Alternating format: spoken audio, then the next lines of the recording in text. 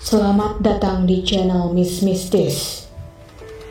Peringatan, jangan menonton video ini sendirian.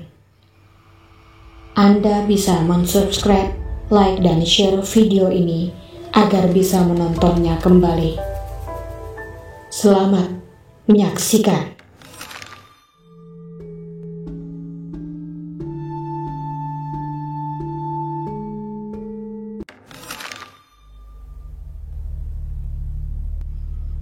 Tidak ada yang salah selama kita naik. Sampai puncak juga ngecamp. Masalah baru muncul menjelang kita turun. Di pengasinan, Ayu haid. Setelah memasang pembalut, kita langsung turun. Pamit sebentar dengan pendaki Wonosobo yang kemarin sempat ngobrol di puncak. Mereka menyarankan ngecamp semalam lagi karena sudah mulai sore. Tapi karena besok kita berdua kerja, ngecamp semalam lagi jelas nggak mungkin. Masuk hutan lagi, Ayu jalan duluan. Aku di belakangnya biar bisa mengawasi. Kita berjalan pelan. Jalur Linggarjati agak bahaya untuk dibawa lari. Sebentar-sebentar, Ayu minta istirahat. Mungkin pengaruh haid. Keanehan mulai terasa ketika kita melewati pos Sangga Buana. Kita tidak bertemu satu pendaki pun yang naik. Padahal ramainya pendaki inilah yang membuat saya berani turun walau kesorean. Jam 5 sore kita sampai di pos Batu Lingga. Ada sedikit tanah lapang buat kita istirahat. Di sini kita masak mie dan menyeduh kopi. Gimana, Di? Udah sore banget. Ngecamp lagi apa gimana? Kata Ayu. Mukanya jelas capek dan khawatir. Lanjut aja yuk, sekalian capek, kataku. Setelah di rumah, barulah aku tahu. Kesalahan fatal dibuat di sini dan di Sangga Buana. Ayu cerita, waktu di Sangga Buana, dia sebel banget harus bentar-bentar berhenti karena kasih jalan pendaki yang mau naik. Dia sempet ngomel, andai gak ada yang naik lagi, enak nih turun, gak keganggu. Entah kebetulan atau tidak, memang betul kami tak pernah lagi berpapasan dengan pendaki lain. Kesalahan kedua, dan yang paling fatal, di Batu Lingga, Ayu membuang bekas pembalutnya ke kerimbunan semak.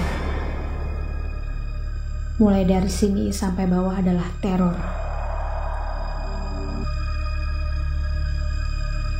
Setelah beres-beres peralatan, packing ulang, kita langsung jalan. Hari sudah gelap karena menjelang maghrib. Ayu di depan, aku di belakang. Bulu kuduk mulai berdiri. Rasanya di antara semak, di balik pohon, di setiap tempat yang gelap ada yang mengawasi. Kepalaku mulai nyeri. Berdasarkan pengalamanku, kepala yang nyeri biasanya ada aktivitas mistis. Di belokan hutan, aku kaget melihat Ayu berhenti dan badannya menghadapku. Suaranya gemetar. Dia bilang, "Di, lu jalan duluan ya. Gue pegangan kerir lu ya." Aku mengangguk. Jadi sekarang aku jalan duluan, sementara Ayu pegangan kerirku di belakang. Jalanan sudah gelap total. Penerangan cuma dari cahaya headlamp. Dari sudut mata, aku melihat ada bayangan hitam yang berdiri di pohon. Tapi waktu aku menoleh tidak ada siapapun. Lalu ada suara bisik-bisik yang jelas sekali.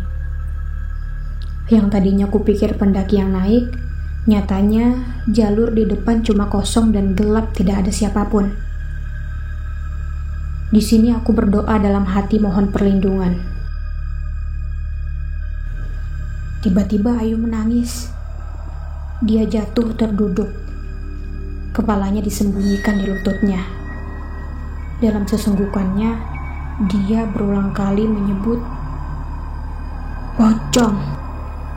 Mendengar itu, bulu kuduku berdiri total. Kulihat segala arah dengan panik. Sosok itu tidak ada. Aku membujuk Ayu untuk berjalan lagi, sambil mengingatkan untuk berdoa. Akhirnya, Ayu mau berjalan lagi setelah matanya kututup dengan buh. Dengan cara ini, Ayu tidak lagi histeris. Tapi, jalan kami jadi luar biasa lambat. Sepanjang jalan, aku masih terus melihat kelebatan-kelebatan hitam. Kadang semak-semak yang bergoyang sendiri. Suara-suara dalam bahasa Sunda yang aku gak ngerti artinya terdengar di telinga. Entah suara pendaki yang terbawa angin. Badanku gemetar ketika ada sebuah bayangan di ujung jalur. Dia jongkok di bawah pohon. Kali ini, bayangan itu tidak hilang. Aku istighfar semakin kencang. Ayu memegang tanganku dengan erat. Semakin mendekat, kami akan terpaksa melewatinya karena sosok itu tepat di pinggir jalur. Nyaliku habis. Aku diam di tempat, gemetar dan keringetan. Kali ini, Ayu sudah memelukku. Dia walau tidak melihat apa-apa, tentu merasa ada yang ganjil. Lama aku berdiri berharap sosok itu hilang, sehingga kami bisa lewat. Tapi dia tetap di sana. Tiba-tiba punggungku ada yang menepuk. Seorang pendaki yang sedang turun. Alhamdulillah, kami selamat. Aku lega. Dia melambaikan tangan mengajakku jalan. Aku langsung bergerak. Sosok itu sudah hilang. Aku mengikuti pendaki ini hingga tiba-tiba dia hilang di kegelapan. Sebuah suara pelan terdengar. "Jalan lurus aja, Bang. Jangan tengok ke kiri." Aku dan Ayu masih terus merayap pelan. Teror nyata bercampur dengan halusinasi membuat mentalku semakin lemah. Sedetik yang lalu, aku melihat tangan keluar dari tanah. Ternyata hanya akar. Dalam keadaan ini akhirnya aku ambruk. Suara istighfar pelan masih terdengar dari mulut Ayu. Aku terbangun saat merasakan air segar di mulutku. Ternyata Ayu menuangkan air agar aku siuman. Kami mulai berjalan lagi. Keadaan sekarang berbalik. Aku yang hampir tidak punya tenaga tersisa dipapah oleh Ayu. Kelebatan-kelebatan bayangan masih terlihat di antara pohon. Di suatu tempat, aku bahkan melihat kaki yang berayun-ayun. Tak berani memastikan kaki siapa. Aku memejamkan mata. Setelah melewati turunan yang agak tajam, aku melihat di kiri jalur ada tenda. Aku lega bukan main. Akhirnya kami selamat. 3 orang tampak sedang mengelilingi api unggun. 1 orang melihat kami. Dia melambaikan tangan. Aku dengan gembira setengah berteriak ke Ayu, "Yuk, kita mampir dulu ke situ. Kopi, istirahat. Besok aja jalan lagi." Sambil menunjuk ke arah tenda. Tiba-tiba Ayu menamparku dengan keras sambil berteriak-teriak histeris. "Di, sadar Di, istighfar. Gak ada apa-apa di situ." 3 orang itu sekarang semuanya melambai-lambai memanggil. "Itu ada orang, yuk. Ayo ke sana. Gak enak, udah dipanggil-panggil. Ayo yuk." Ayu menamparku lebih keras sambil berteriak di kupingku menyuruh istighfar. Kali ini, ketika aku menengok ke kiri, 3 orang itu sudah berjarak 1 meter di dekatku, sambil nyengir aneh. Tiba-tiba, kepala ketiganya lepas dan jatuh ke tanah, sambil cekikikan kepala tadi menggelinding ke arahku. Aku histeris dan langsung lari. Beberapa lama baru aku sadar, aku meninggalkan Ayu di belakang. Kakiku lemas, jantungku berderap kencang. Mau balik menyusul Ayu, aku kelewat takut. Tapi tak lama, kulihat Ayu berjalan turun. Begitu dekat, dia cuma menepukku mengajak jalan lagi. Aku berjalan mengikutinya di belakang. Tapi pelan-pelan, aku memperlebar jarak dengan Ayu. Terus terang, aku gak yakin Ayu yang jalan di dekatku adalah Ayu temanku. Segala doa aku panjatkan. Ada rasa menyesal kenapa aku tidak hafal ayat kursi.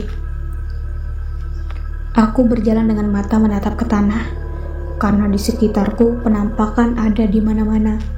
Bahkan sambil mata terpaku ke tanah, aku bisa melihat di sebelahku ada kaki-kaki yang kulewati.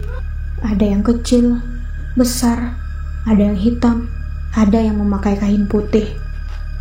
Jantungku serasa mau copot ketika Ayu yang berjalan 3 meter di depanku tiba-tiba berlari dan langsung naik ke pohon sambil tertawa cekikikan. Aku langsung putar arah, lari ke atas lagi. Tidak jauh, aku lihat Ayu bersandar di pohon sambil menangis. Instingku mengatakan ini Ayu yang asli. Tapi begitu kusentuh, dia berteriak-teriak histeris. Pergi! Pergi! Dia langsung jatuh lemas saat dia sadar aku yang menyentuhnya. Ini elu kan? Kami dengan badan gemetar dan doa-doa mulai berjalan lagi. Semua penampakan muncul. Ada yang bertengger di pohon, kepala yang menyembul di semak-semak, bau-bau busuk dan wangi melati yang berganti-ganti. Aku dan Ayu berusaha tetap berjalan di tengah jalur. Kami sangat takut jika terlalu kiri atau kanan ada tangan yang akan menarik kami ke semak. Belum lagi suara-suara. Ada suara yang terdengar marah tapi dalam bahasa Sunda. Ada yang tertawa cekikikan. Ada yang mengucapkan Assalamualaikum berulang-ulang.